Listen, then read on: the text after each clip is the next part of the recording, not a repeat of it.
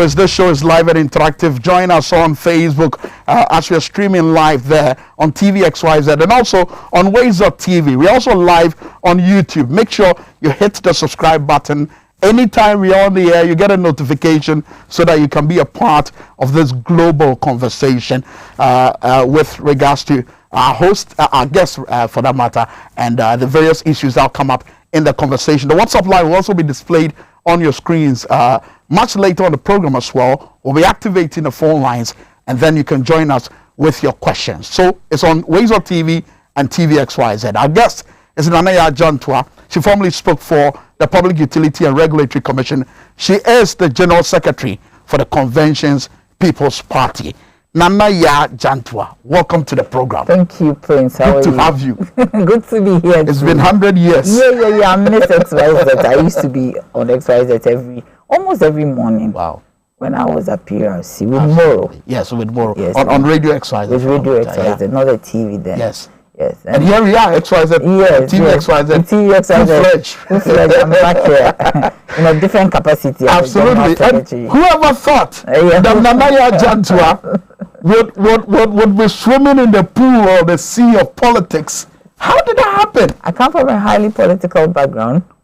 My father, my uncle, my father F.A. Jantua, may his soul rest in peace. My uncle K.S.P. Jantua, and Kwame Nkrumah, Kobodise, Kujobo Tio, Okoche Bakwe, they were the forebearers of the Convention's People's Party. Actually, my father and people like Kobodise in Ashanti region went through a lot as they struggled to bring a base to the Convention People's Party to exist in Ashanti. And they were against the Matimeho, the NLM group, which has history in the current UP tradition.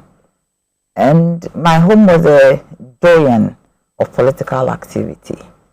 So, I mean, I have been in the political field. So the influence was there? I was even involved in the politics of the day, from those days up to all the phases of the Convention's People's Party, NCP, whatever, People's Heritage Party, because the name was banned, which was eventually given back to us in 2000 with the help of my dad, my uncle, and people like Comrade Kwesi Pratt and Co., who made, and other comrades who made it possible for us to go back and use the name CPP again, the Red Cockerel.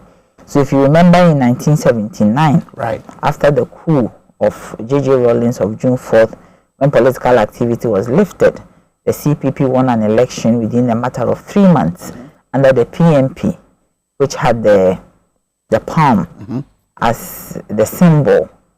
And Dr. Hillel Liman, who was brought from France, he was an officer, was brought by Imoro Igala. That's right. Because all the elders at the time had been banned from doing active frontline politics. So he was brought to lead the CPP. And the PNP then? The PNP, which was an offshoot of the CPP. Yes.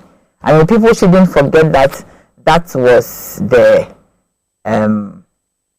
CPP. Right. That was the CPP itself. Because the CPP had met the force. Yes, because we couldn't use the name CPP. All the people in there were CPP. So it's like the name CPP had been cursed. Oh no! It had to be mentioned. It had been battered and it had been bad, but not cursed per se. What I believe is that what we have to look into, the whole nation, we brought this conversation into perspective, is to look at what actually Osajefo said when he was alone, when he was actually like banished from this country. Yes. That even when he was sick and he wanted to come back, we said we would not allow him to come back. God only knows what he said about this nation. I think it is time we all came together as a nation to say sorry. What he said about this nation. Yes, whilst he was there alone. Nobody knows. Yes, nobody knows what he said. Can you hazard a thought or a guess as to what he might have said? And perhaps draw the link, because I see you trying to draw a link, yes, as to what he might have said. Because we have everything.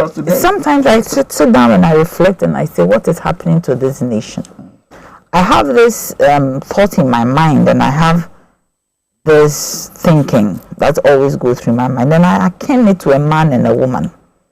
that nobody marries their enemy. And that when two people get married, because they love each other. Yes.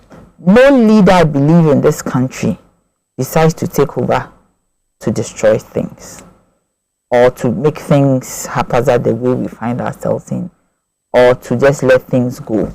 Every leader I believe this nation had gotten has some good intention for this nation. Were there good intentions behind, laws like the Preventive Detention Act? Of course, there was good intention behind the PDA. We have to put the history of the PDA in a certain spectrum and find out in what context did it exist. At the time that the PDA was put in place by Dr. Kwame Nkrumah, immediately after the independence, there were elements within the country who were against even the independence, and the fact that the CPP had been able to get a majority in parliament also take over power in the country. There were a lot of chaos.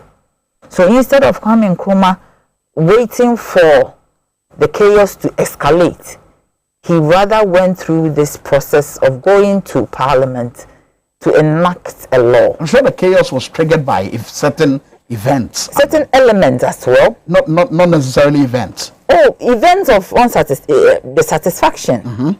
The satisfaction with what they thought wasn't right. And those were people in opposition. Of course, who wanted to be heard. Opposition. But they given the platform. Of course, they were given the platform, but they were also in parliament. They were in parliament when the PDA was. We shouldn't forget that the PDA was an act of parliament. You always talk about the PDA as if it was standing on its own somewhere. It went to parliament and it was approved. Like today we have a parliament, it was approved, and these opposition members were in parliament.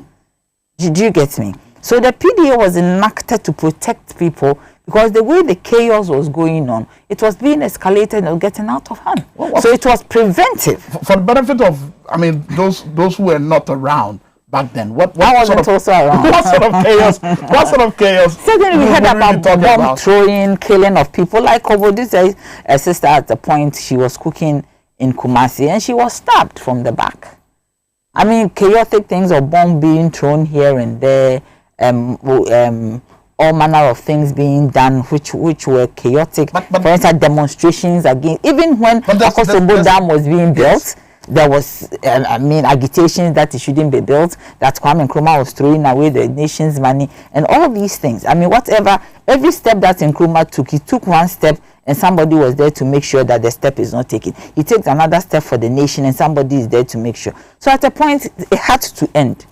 And that is why the law is a Preventive Detention Act. But could it not be the narrative about the profligacy, the extravagant spending? For instance, if you read the book written by Lee Kuan Yew, you get to see him talk extensively about Koboduse, for instance, that this is a man who prides himself with all the properties he's acquired. And for Lee Kuan Yew, he thought for an African leader of his stature, clearly he was exhibiting, profligacy and flaunting it at the expense of the poor people he should be fighting for. You see, I remember when I was a young girl, I heard stories about Koboduse having gold bars in his house.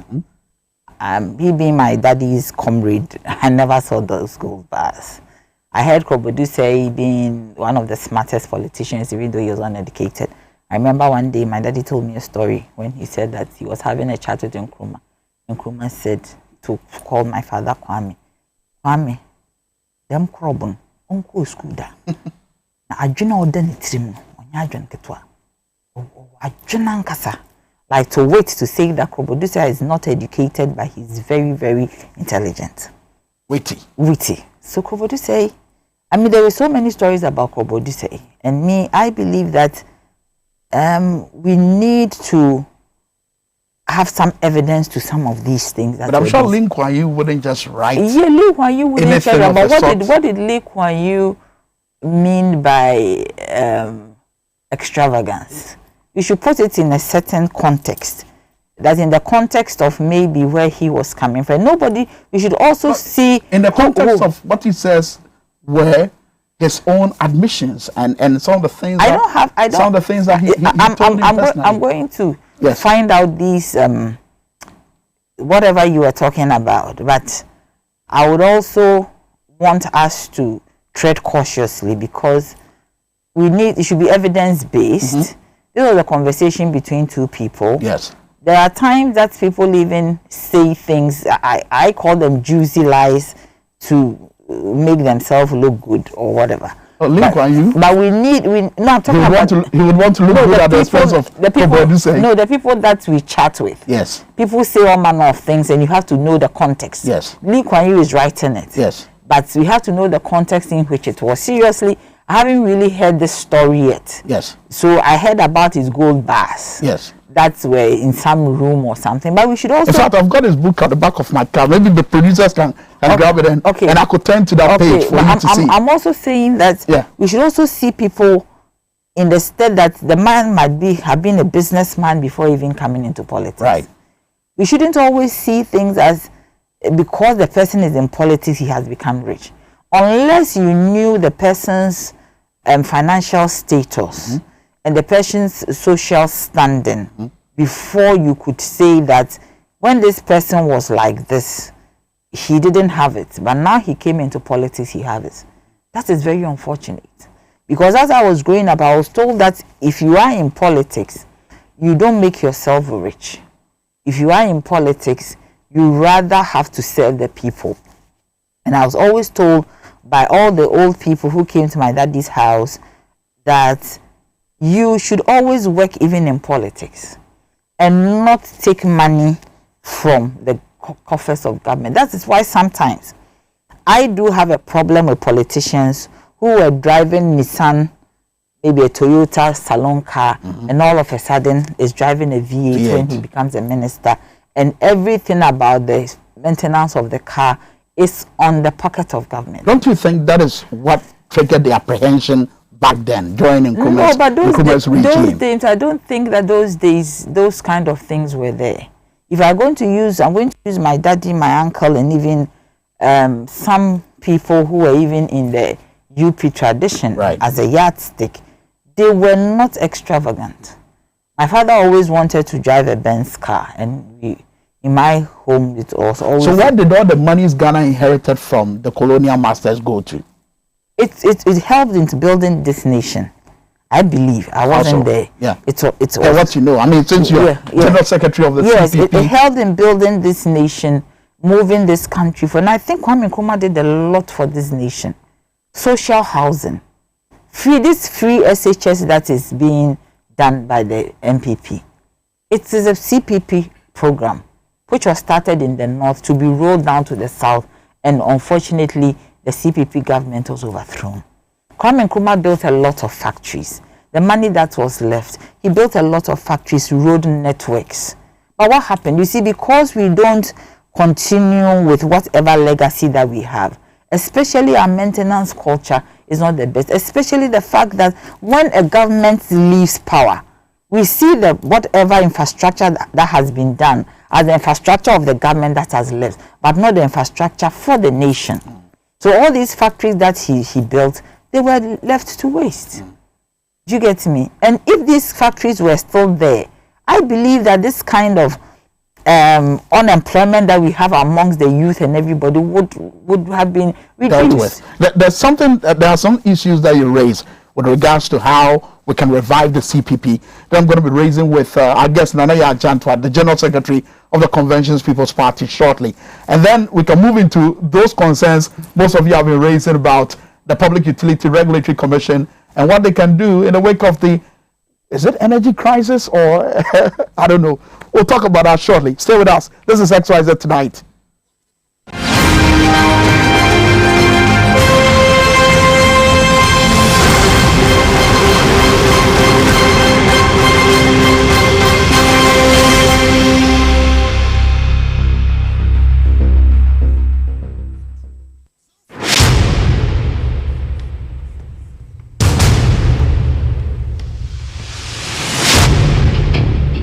The average human body mass should have at least 60% water for optimal performance in any physical or mental exercise.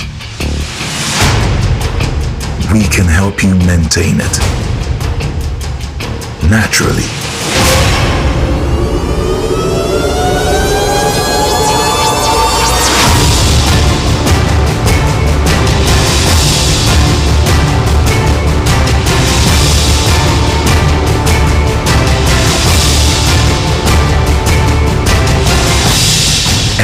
natural mineral water. Simply natural.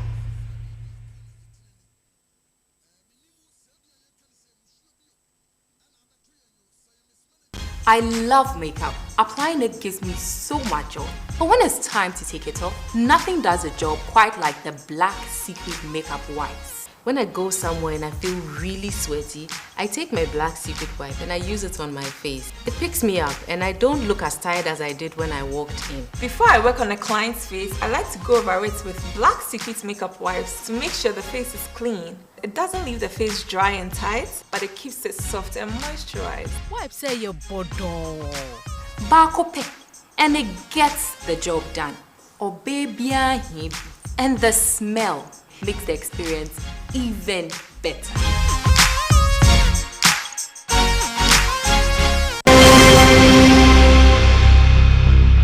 Thank you very much for staying with us here on XYZ Tonight with me, Prince Minka. Our guest is Nanaya Jantwa, the General Secretary of the Convention's People's Party. She is on a campaign to revive the CPP. And Nanaya, I quite remember on the 24th of August 2020, you granted a couple of interviews, and there were certain things, certain issues that you raised. For instance, you said the party will go back to its original blueprint of grassroots organization to build a more formidable party.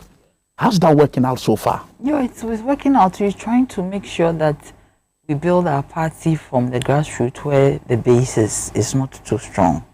We are making sure that we are putting our polling station executives together. We are building structures, deepening structures. We already have structures at the constituency, regional levels. We have our executives in place, but we need to have a key logistical support that will help us move the party forward. I mean, looking at political party organization, you cannot take out key logistical support. So what we are doing right now is to take a view, an overview of the whole party to see exactly where we can tackle where it's strong, where it's not strong, and also to garner some support.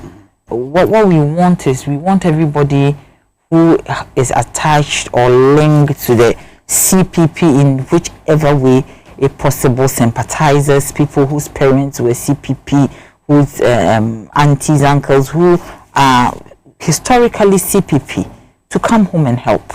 Okay. I'm using this platform to call everybody who is CPP, because most people right now are sitting on the fence waiting to see what will happen. And truly we are extending a hand to invite all of them. Right. All of them. And you want them to come and help build the CPP. Yes. To come back home. What are they coming to? We see the CPP. You see, what is there about home, CPP? You see, a home is a home. Yes. You can never go into somebody's house, no matter how beautiful is it, and make it your own. If you have a home, and even it is broken down, shattered, that is where you belong. Mm-hmm. And you only feel so you admit that the CPP is broken down, shattered, battered? No, I'm not saying that it's shattered. I'm saying that if you go in, you have a home, and even it is not working, it is not like you want it to be. I'm not saying it is shattered. If it's shattered, you wouldn't go through an election. Yes. You wouldn't go through a national election. Yes. We went through, some parties cannot even go through a Congress. And before COVID, we've seen your rallies, and usually yes. you're unable to, galvanize the crowd that we see in terms of the MPP, NDC. Because of COVID, suddenly you won't get so many crowd to COVID. No, we had the crowd. No, we had crowds. What sort of crowd are you talking about? We had people. I mean, people would really come to your rallies for various reasons. Yes. And some people will go there to see who the flag bearer is. Some people will go there to dance to the music and all that. But people come to CPP and it's genuine. Like I went to a shop in Usu, and there was a lady there, and I wanted to buy something to get an invoice for the party. Yeah. And when she asked me for the name of the organization, I said CPP. He said, "Oh, that is my party." Interesting. Do you get me? You hear people saying that on the street. They say, she said, that is my party. Yes, that is my party. Does she vote for the CPP? Yes, she said she votes for the CPP. Really? Yes. And you have people who vote for the CPP? Yes, people vote for the CPP. But you've not won an election in what? No, but if you winning an election, lost count. Winning an election and having support are two different things. In doing an election situation, I mean, people have things that they do, like I'll vote for this one. I'll vote. Some people even go to the polling, to the booth to vote, and they change their mind. I have a brother who said that. How would they change their mind about CPP? I'm coming. I have a brother who said that in 1992 he was going to vote for Edubuahin. That's Edubuahin? Yes, Edubuahin. He said he got there and he changed his mind and voted for Rollins. Do you get me? Yes. So so many things happen when it comes to voting, but support base. The CPP has a support base in this country. You get, most people believe that we need to do a little work, and that's what I'm talking about, that we should mobilize at the grassroots, we should mobilize everywhere, we should make sure that we bring everybody. Really have that pace? I mean, comparatively to Nkrumah's regime, I mean, during Nkrumah's era, where he had a veranda boys. Have you forgotten that in 79 he won an election? Oh, yes. PMP. Yes. PMP. PMP was CPP, because in PMP, the people who led PMP was Okuchiri Bekwe. The Kobodu said we are going to read from this from third world to first. Absolutely. Yes. Do you get me? Yes. My father was there, KSP was there, and my uncle, John Muhammad's father, E.A. Muhammad. These are where the CPP stalwarts. So you see the names you're mentioning, and where their offsprings are. That is why. No, they have their roots in the CPP. But where am I? Where is my brother Kwame? Where is my chairman? Nana Sapon Kuma. That's Sapon Kuma's daughter. Do you get me? Most of the people in CPP today are from the root of the CPP. I mean, if I mention Uncle E. Mahama, maybe the son is out of the CPP, but he used to be in the CPP. But you cannot keep everybody at home. When you have a house, you have a family. There are times it's not all the children that you can keep at home. Some leave and go to other places. They might not even come back home again. Did you understand me? But there are people who also stay at home.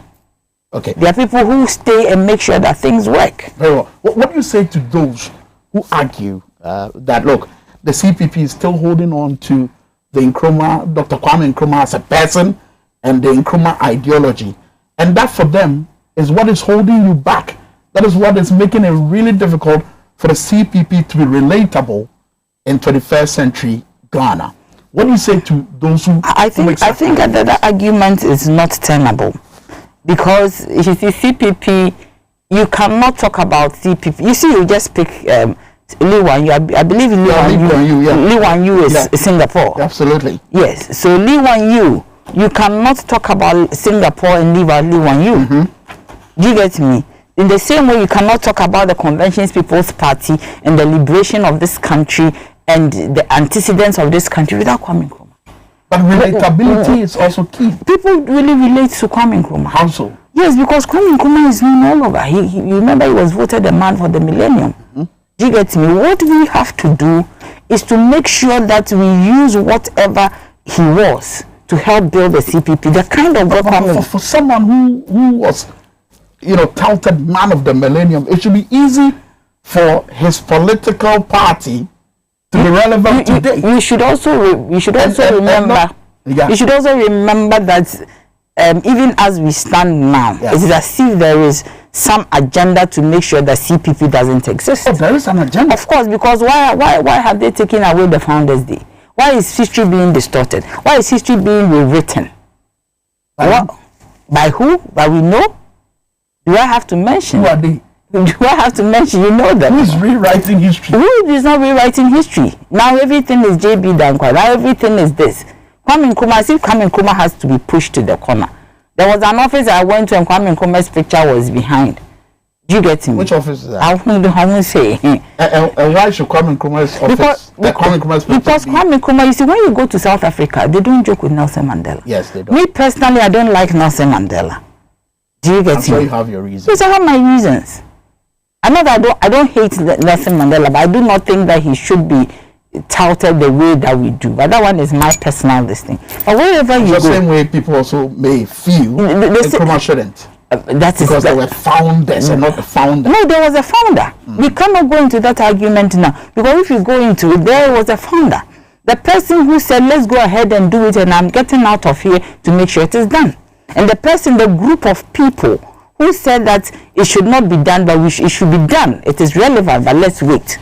And so who founded what? The one who went after this bottle, and the one who said that bottle should wait, we should go after it later on.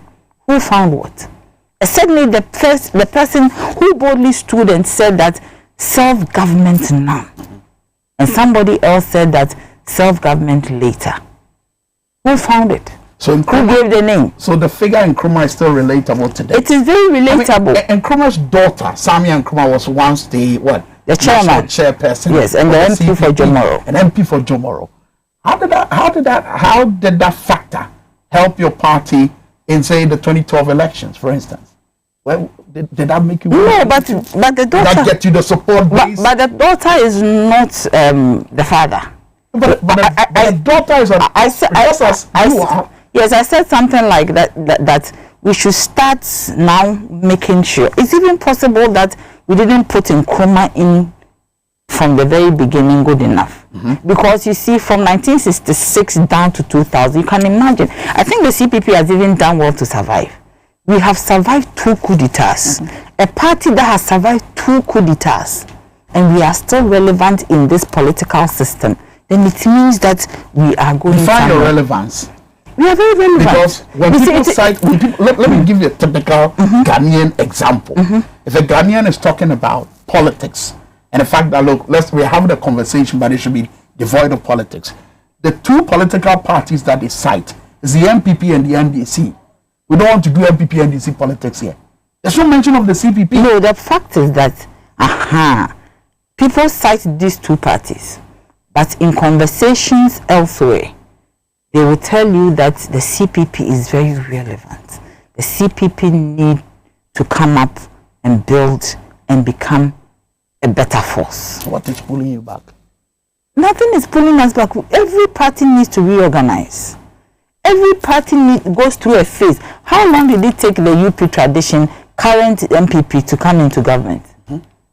How long did it take? After the 74 coup by Achampong, straight down to 2000. How many years was that? 30-something years they were in opposition. It just took when the context changed and the time was right.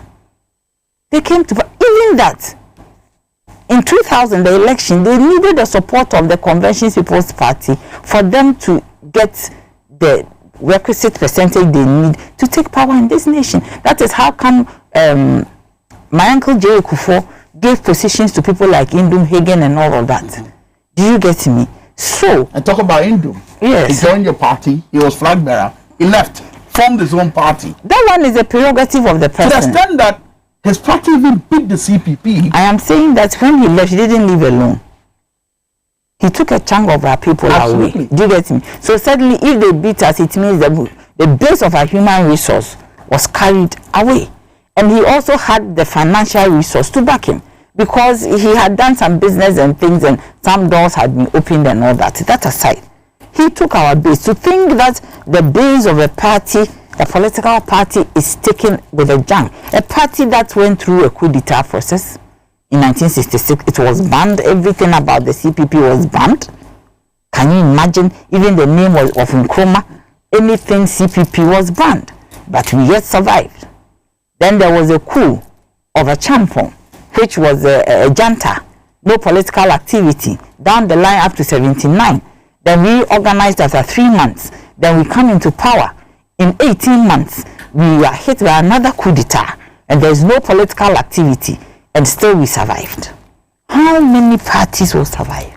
And then down the line, we help the UP tradition because of multi-party democracy, and we do our own. And this issue of Indum comes, it hits us. It is like an internal coup d'etat. So a party with 3 coup d'etats, 2 outside, 1 internal. A chunk of our people are taken away. I mean, you cannot stop anybody from doing this. How do you tie the person's hand and say, stay, sit? No, you can't do that. People have their own intentions. People have the way they want to do things. And do these forces still exist? Which these forces? that are suppressing the CPP, making it difficult. Why is it not existing? For you to break. If it's not existing, why should How are you fighting them? We are fighting them by organizing. We are fighting them by me sitting here today. We are fighting them by making sure that we are not broken and we are not shattered. We are fighting them by letting everybody know that the CPP will never die and that Kwame Nkrumah will never die.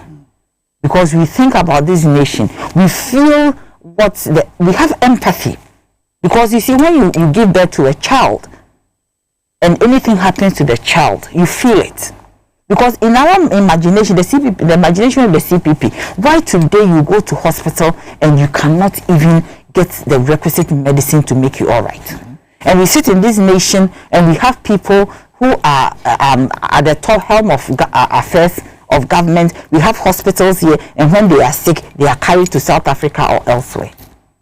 And we have hospitals here. What happened to that poor woman, that poor man, who cannot go to South Africa or even go to Abidjan? What happened to that person? We are in this nation and our children go to school, and when they are ready to go to school, they are told that go back home because the curriculum has changed. We are doing a new set of timetable, and that whatever happens, you will meet your 1,080 minutes or 1,080 hours that you need to be able to do your exam. Right. We don't even think about the psychology of the child, how it will destabilize the child. Kwame Nkrumah's Ghana, we do things anyhow. Look at the filth. Nobody cares. But there's a sanitation ministry. There's a sanitation everything. There's a sanitation levy. Mm-hmm. Yeah, there's a levy too. We have been paying levies, everything, but there's a sanitation. Today I woke up in the morning and somebody had come to dump rubbish in front of my house. What is that? Kwame Nkrumah's Ghana.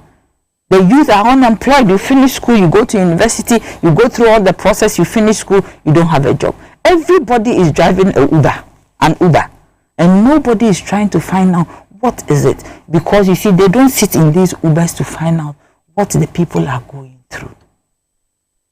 I ask questions from people who drive these Ubers. But do the dynamics of the time reconcile in any way? Kwame Nkrumah's Ghana. That's what you keep saying. Yes. Do the dynamics of the time reconcile in any way? The population then is different from the population today. That is why we plan. If Kwame Nkrumah was there today, or if Kwame Nkrumah's rule wasn't curtailed, he would have developed the nation to a certain level for the nation to take off. And even if it was curtailed, whoever took over from that time till now, we should have developed upon whoever did what at every particular point in time. When we were having a conversation behind the scenes, I said that when governments come into office and they put in infrastructure development and other interventionist programs for development, the new government, and when they leave power, the new one that comes treat these assets like they belong to the previous government. Take an example. Most of Kwame Nkrumah's companies, the factories that he built, the tomato factory, the Commander Sugar Factory, all these factories that were put together. Commander Sugar Factory was revived. It was revived. And what happened to it? It's still sitting there. That factory could employ so many people. All the factories that were put together, what happened to them? At a point they said divestiture. Something called divestiture implementation program or committee that sold off all these companies. And into whose hands? Even when they were divested, it went into hands that could develop it and maintain it and for them to employ people. It didn't happen. Government after government, they leave. Look at this building, something Saglemi. Yes, Saglemi housing. Osei Tutu housing. It right. was left for so long. So many of them. Projects. I was driving. So the affordable housing project. Affordable housing. What do you call it? Sokorima. That's what Sokorima Kumasi. Osei Tutu. Yeah. Do you get me? I was driving along the Accra Plains during our campaign, and I saw some vast sheds or like some warehouses. And I said, what are these? And these warehouses were built for companies to put there, but they are abandoned. because I mean somebody thinks that it shouldn't be done, or because I didn't do it. You see, we should. Government is a continuum, and things should be done from one government to the other.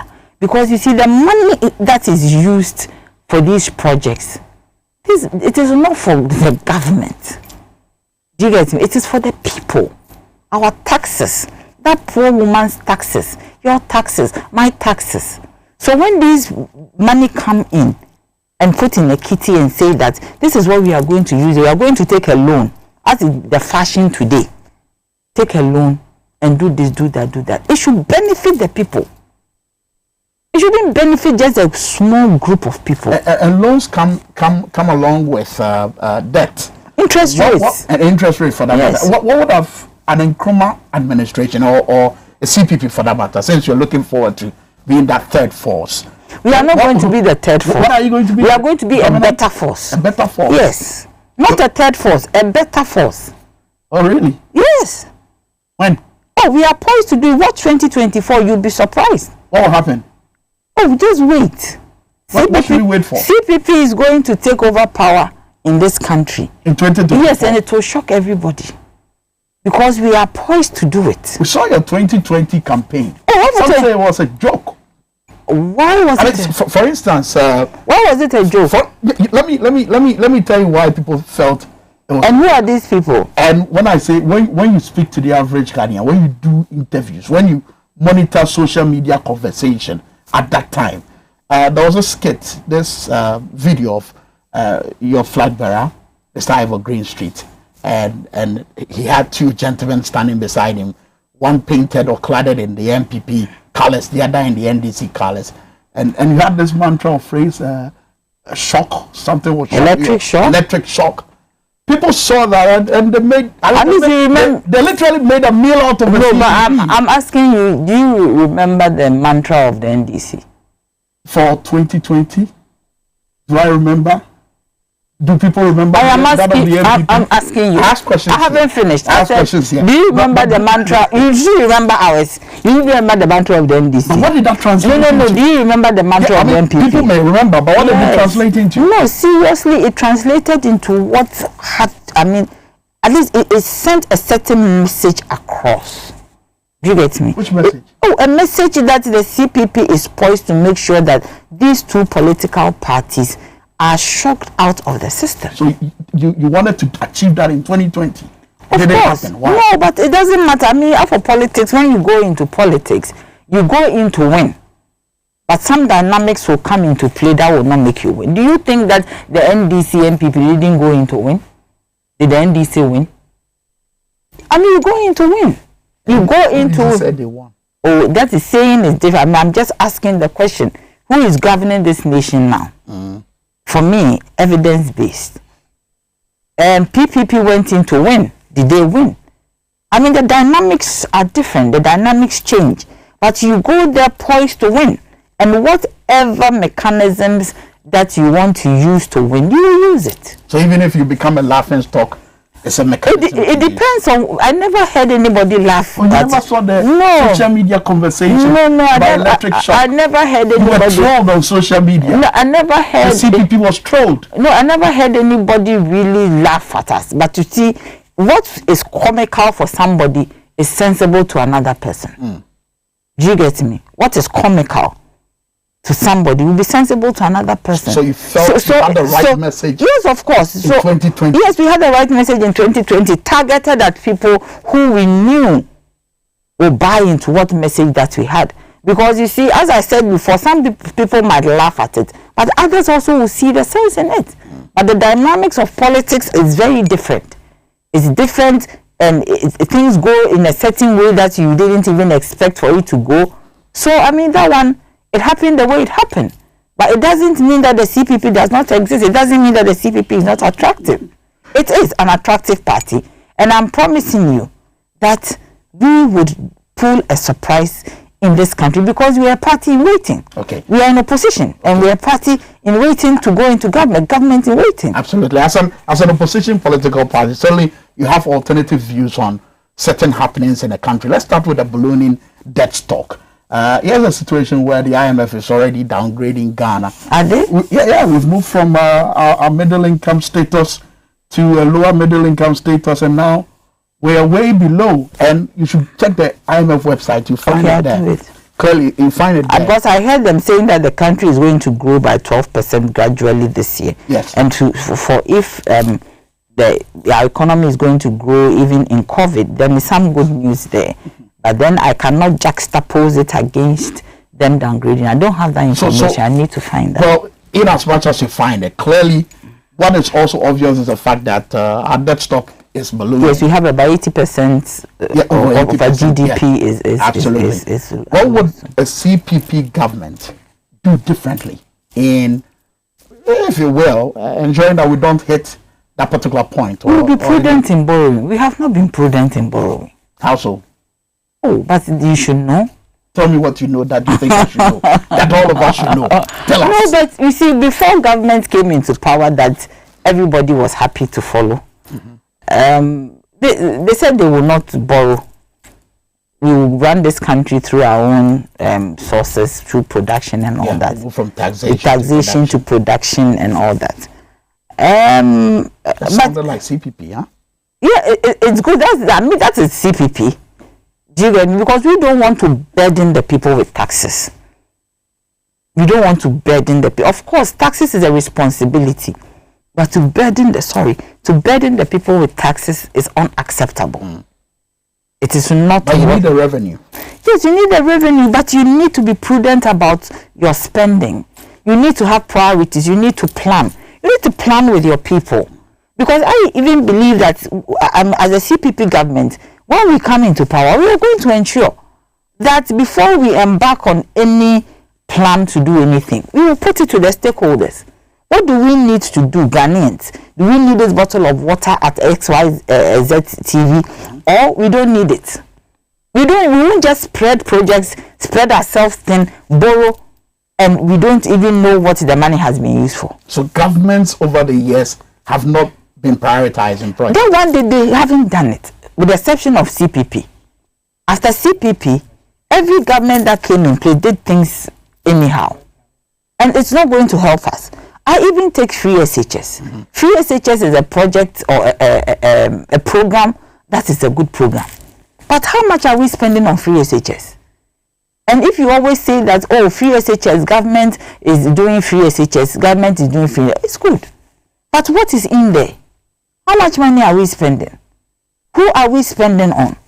Because you see, how many people are even enjoying from the Free SHS? How many families? Some people don't enjoy from the Free SHS. What interventions are there for those people? What interventions are there for those? The loans that we are taking, government should come and tell us that we took 2 cedis. The 2 cedis, we use it to buy a phone. We use it to build this. We use it to build that. We have gotten to this stage of building. Transparency. We have gotten to this stage of building. We need this much to continue. We are building roads here. In my own Ashanti region, the roads are so bad. Do you get me? Year of roads.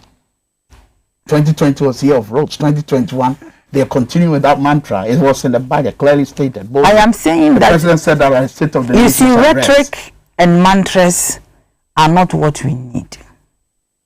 Good English is good, but at least it gives you an idea of the scope. But I'm saying that if you say year of roads, which roads are you doing? How many roads do we have in Ghana that needs to be done?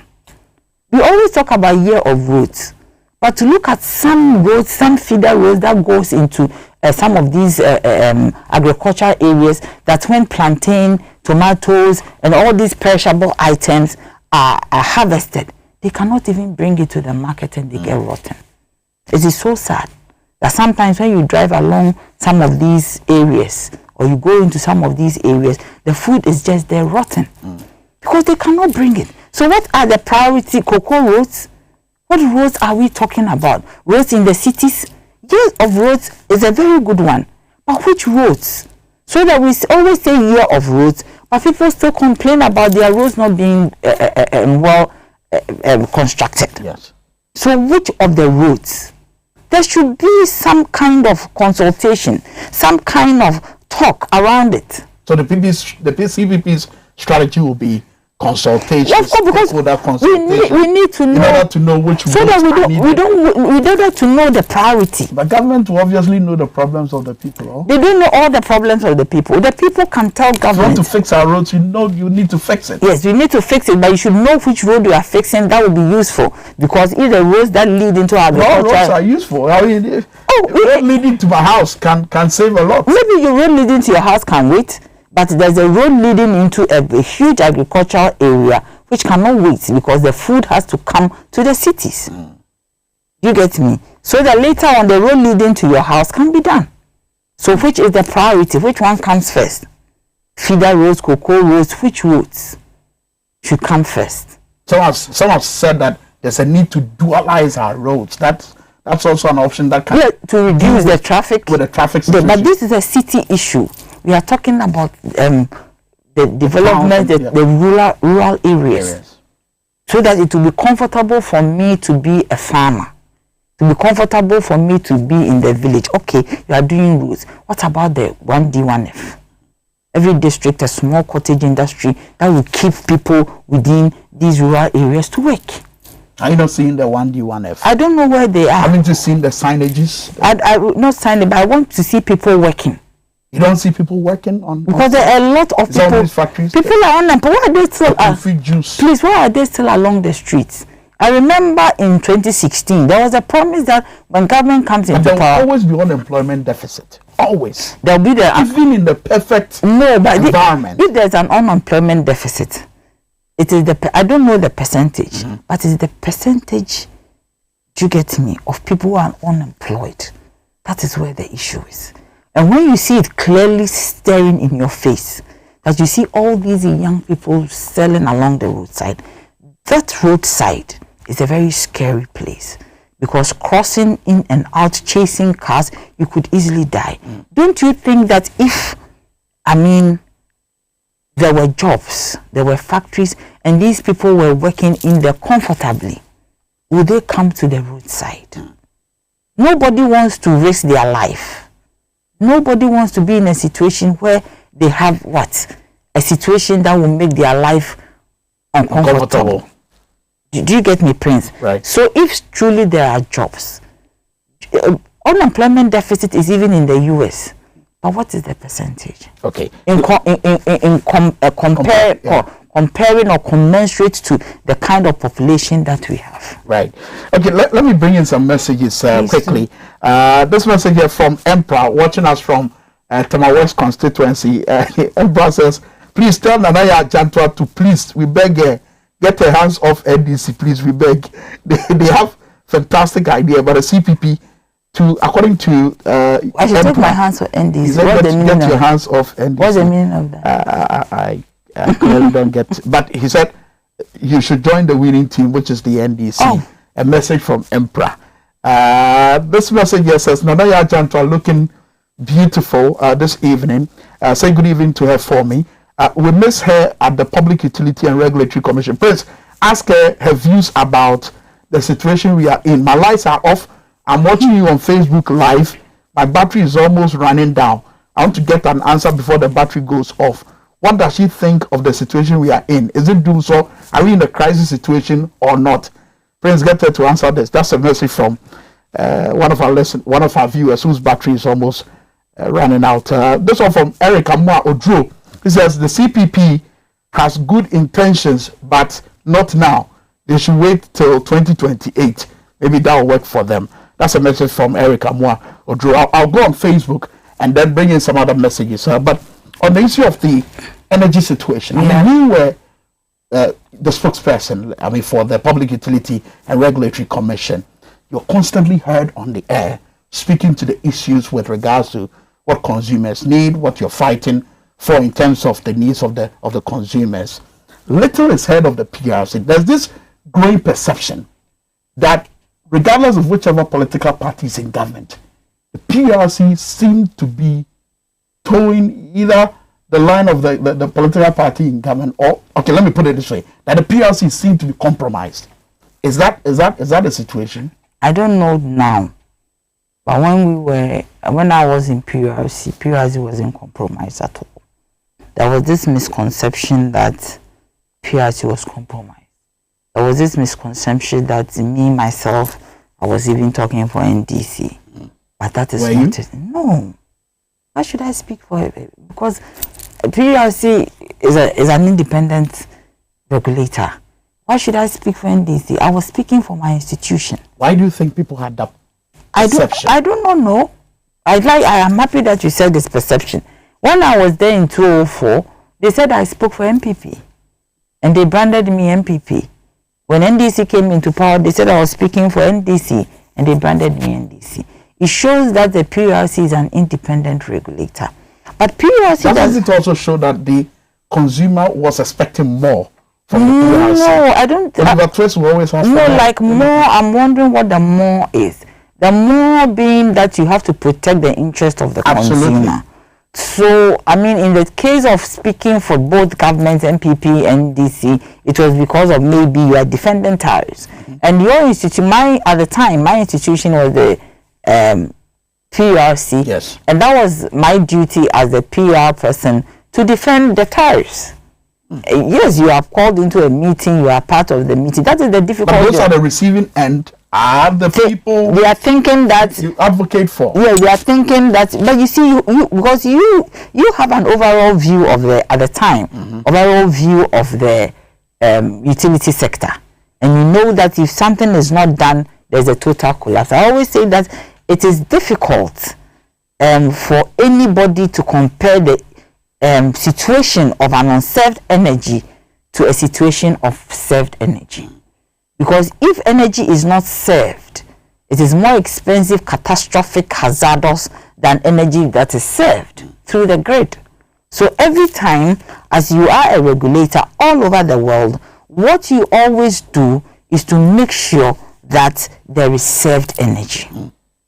Because any capacity constraint within the system, whether it's coming from distribution, transmission, generation, is a problem. So as a regulator, your duty is to ensure that it does not happen. How do you ensure it? You ensure by making sure that the utilities plan. You ensure by making sure that the utilities, you monitor what they do. I mean, in every... How do you ensure that they plan? Yes, because as part you always, I mean, when you were there, yes, were you always achieving that? Yes, because you ensure that they plan. Because it's part of your tariff. You should bring your plant maintenance schedule. All of them. Before a tariff is granted, as part of the requirements, you should bring a plant maintenance schedule, because you are coming for money to make sure that the utility is in good health. Yeah.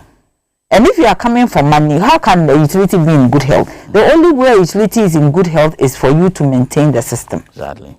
And if the system is not well maintained, certainly you see a situation where we are finding ourselves now. What do you call what we find ourselves in now? So. Really? Of course. But what is the meaning? Is it a crisis situation? No, not yet.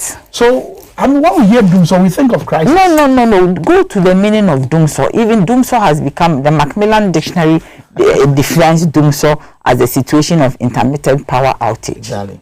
Do you get me? When you go to Wikipedia, there is a whole listing on doomsday, a Ghanaian word that signifies load shedding or power curtailment. You see, doomsday, it's not how bad it is. It is the phenomenon. The phenomenon of the light going off, coming on at a certain time. The phenomenon comes with an implication. Yes, why not? It comes with an implication. And it's an uncomfortable situation. It's very, very uncomfortable. Nobody says it's the best. So is it not a crisis? It's not a crisis. You see, a crisis situation is where you cannot control it. But right now, at least there's some management of it. We haven't gotten to the crisis situation yet. But we need to manage it properly before you get to a crisis situation. Because it is so easy to get to a crisis situation. Because then you just take it for granted and you say that, oh, this one is not doing so, it will work out, oh, we will solve it. Because you see, the problem is that I was telling somebody today that we should have a holistic approach and look at from top to bottom the state of our utilities. Yes. Because this situation keeps rearing its head. It's as if it is solved and it rears its head again. It is solved because it happened in Rawlins 92. With regards to a transmission line? No. Yes, I'm saying that we have three components of the power system. Changes. We have three components of the power system. We have the the distribution. Let's start with generation. That generates the electricity. Yes. The electricity gives it to the transmission to wheel across. Right. To give it to distribution to distribute to our homes. These three components, any one of them which has a problem, which brings about a capacity constraint, it's a curtailment in power. It can be any one of the three creating the problem. It can be generation, it can be distribution, it can be transmission. But I'm saying that over time, you have different kinds of situations which brings about some form of load shedding. Okay. It didn't start today. I think even in the cool time of Rawlings, somewhere along the line we had it. We had it in Rawlings. So in all these phases that you've mentioned, is that to say, are you suggesting that we've never been able to solve it? This is what I'm saying. It keeps rearing its head. Because this one, we all thought that we are okay. After 2017, there was some stability. Then 2018, we saw some interwances goes off. Then the distribution company will say, we've got 2 minutes to go. Okay. What do we need to do? What are your final words, really? I mean, which one? In the case of the energy situation, we need to do a holistic approach. We need to really know what is the situation. I think that government should open it up, find somebody, a group of people who have done it before, to not even consultant to pay them any big money. So the energy minister's explanation is That's not what? That is a transmission. It is a lines that they are working on. I am saying that it's still a transmission situation, yes, but there's still a capacity issue. Challenge. Yes. Even when we are being told we have excess power. But you see, the point is that whatever you have, whatever, you see, the capacity is the load. Yes. Whatever gives you a problem within the system, it can be transmission, distribution, any one of them can give you a situation of a load shedding. Do we need a timetable? Yes, we do need a timetable. Unless they can tell us that, oh, this one is a 1 month problem, so we don't need a timetable. But now they are talking about December. So if I'm going to be in this uncomfortable situation, inconsistent situation, intermittent situation for almost 8 months or 9 months, right, I need a timetable. We have to go, unfortunately. But what are your final words, particularly on CPP? My final words is that if you are out there and you love CPP and you ever had any affiliation to CPP through your mother, your father, you yourself, and you have left or you are sitting on the fence, we want you to come home, help us build, help us make our party great again, help us put our party on the radar of the political arena of this nation. Please come home. I mean, home is home. You might, wherever you are, even the president of the republic used to be CP, was a young pioneer. You don't even mind asking him to come home. Anado, yes. All his policies shows that his commerce policies that he's implementing, free SHS, the NACOB is the workers brigade and all that. Right. So anybody, and I also send my regards to my sister Samia Yabankroma. And Samia, wherever you are, please, I ask you to come home. Very well. Thank you very much, Nanaya Jantua, for being a part of the program. In fact, for being here actually on XYZ tonight. And that's our show, though. Remember to keep the conversation going wherever you are. This is XYZ tonight. Catch you on Wednesday. Good evening.